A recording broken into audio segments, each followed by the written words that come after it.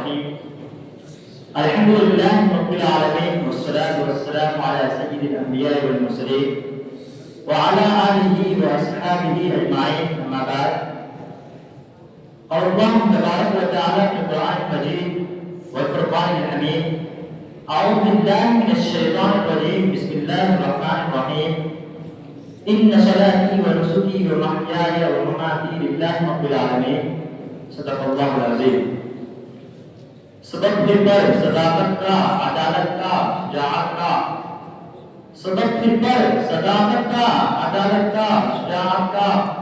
لیا جائے قدس سے کام دنیا کی امامت کا. صدر محترم، حکم صاحبان، معزز اساتذہ کرام اور عزیز ساتھیو، آج کے اس سالانہ انعام مسابقے میں میری تقریر کا موضوع ہے سبق پھر پر صداقت کا، عدالت کا، شجاعت کا. لیا جائے قدس سے کام دنیا کی امامت کا. ہمدردان ملت اسلامیہ، ذرا آپ مسلمانان عالم کی موجودہ زندگی پر نظر کیجیے اور ان کی اخلاقی، دینی، عدلی اور فکری حالت کا اسلام کی حیات آخری روح پرور تعلیمات کی روشنی میں جائزہ لیجیے کہ آج کا مسلمان وہی مسلمان ہے جس کے آگے اقوام عالم نے سر نیاز خم کیا تھا، جس سے سربلندی اور اقبال مندی کا وعدہ کیا گیا تھا کہ آج کا مسلمان وہی مسلمان ہے جس کے در توکل پر سلاطین و متکبرین نے جری خم کی تھی کہ آج کا مسلمان وہی مسلمان ہے جس کے نعرہ تکبیر نے ایوان باطنہ میں زلزلہ پیدا کر دیا تھا. جبکہ تاریخ بتاتی ہے کہ دنیا نے مسلمانوں کا لطور بھی دیتا ہے، جبکہ کیسر و کسرا کی حکومتیں ان کے قدموں پر نچھاور ہو رہی تھی. دنیا نے مسلمانوں کا وعہد بھی دیتا ہے، جبکہ پہلے ظلمات ان کے لیے مشکل راہ بن گیا تھا. دنیا نے مسلمانوں کا زمانہ بھی دیتا ہے، جبکہ صحرائے اعظم کی مسافر بھی ان کے لیے سمٹ گئی تھی. جبل طارق ان کے سامنے سن نگل ہو گیا تھا، سندھ کا سائے ان کی قدم بوسی کر رہا تھا. دنیا نے مسلمانوں کا دور بھی دیتا ہے، جبکہ وہ کچھ نہ تھے. صحرا نوردی، شکر سوال اور مہربانی ان کا پیشے زندگی تھی. لوٹ پاٹ، قتل و قتال، فتنہ کا شیوہ زندگی تھا. جہالت و ضلالت، شناعت و عدالت شعار زندگی تھا. خودغرضی و مطلب پرستی، روحانیت و درندگی، معبودان باطل پرستش و بندگی مقصد زندگی تھا. پھر دنیا نے وہ دور بھی دیکھا کہ ایک امی لقب، اعلیٰ نسب، ممتاز حسب، پیکر برکت و رحمت، پروگر محبت و رافت کس طرح دردمندی سے اٹھتا ہے، پیغام توحید سناتا ہے، راہ حق کی طرف بلاتا ہے اور آنکھوں کی زندگی میں انقلاب پیدا کر دیتا ہے، طرز زندگی بدل دیتا ہے، فکر حیات بدل دیتا ہے. بس درود بھیجیے اس محسن انسانیت پر، درود بھیجیے اس رسول پر. اللہم صلی وسلم دائما ابدا علی حبیبک خیر خلق کلہم. برادران ملت اسلامیہ، جب ہم اپنے حال کی زندگی کا جائزہ اپنے ماضی کے آئینے میں دیکھتے ہیں تو ہمارا ماضی صاف و شفاف ستھرا نکلا نظر آتا ہے، جو قیادت و سیادت، حکومت و امامت، عزت و شرافت، محبت و اخوت اور مساوات و وحدت سے بنا تھا.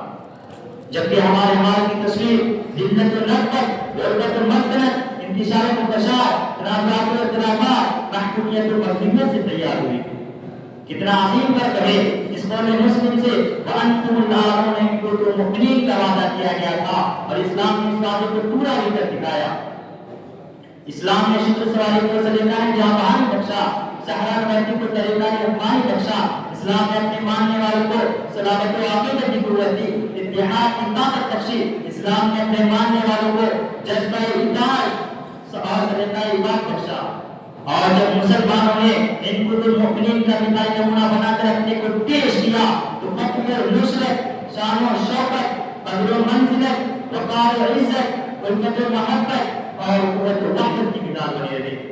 جہاں میں پذیرائی ہوئی اس لیے کہ انہوں نے تربیت گاہ رسول سے بندگی کا درس دیا تھا، سادگی کا درس دیا تھا، عبادت و طاعت کا سبق سیکھا تھا اور اس حقیقت کو اپنے روح کی گہرائیوں میں اتار دیا تھا کہ من کان للہ کان اللہ لہ. جو اللہ کا بن جاتا ہے، جو اپنے مالک کے در پر جھک جاتا ہے، تو مالک کائنات دنیا کو اس کے در پر جھکا دیتا ہے. اس لیے کہ محسن انسانیت صلی اللہ علیہ وسلم نے فرما دیا ہے ان الدنیا خلقت لکم وانکم خلقتم للآخرۃ، یہ دنیا تمہارے لیے پیدا کی گئی ہے اور تم آخرت کے لیے پیدا کیے گئے ہو.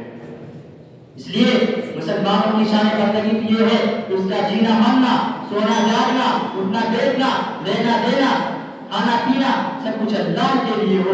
اور اگر اس آیت کی تفسیر جمیل ہو، ان صلاتی و نسکی و محیای و مماتی للہ رب العالمین، کہ میری نماز، میری عبادت، میری زندگی، میری موت سب کچھ جل جہاں کے پروردگار کے لیے ہے۔